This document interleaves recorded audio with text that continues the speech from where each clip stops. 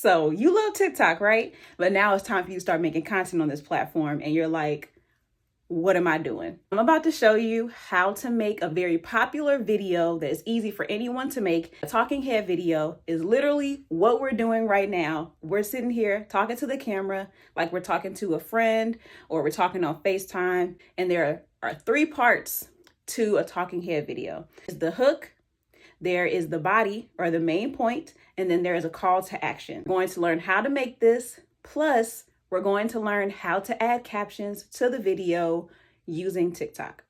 So I've just finished recording this video in TikTok. I'm going to press the red check mark, and then when it takes me to the next page, I'm going to look on the side where all the icons are and click caption. I have to make sure that the captions match the words because sometimes they get a little crazy. Make a talking head video that is effective and builds your community.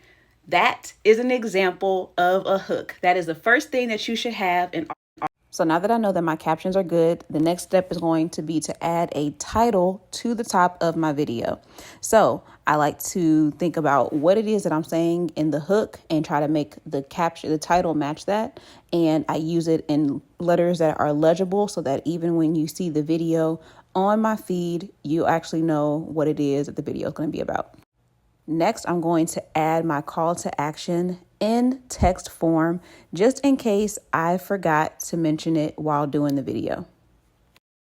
Now it's time to add a caption, and captions, I like to use this to add an extra boost for engagement. So this is where I will put a question for people to answer in the comment section to get some conversation going, because it's always great when people are talking in your comment sections. Hashtags that are relevant to the actual video, not niche specific, but ones that are related to make the video easy to find later.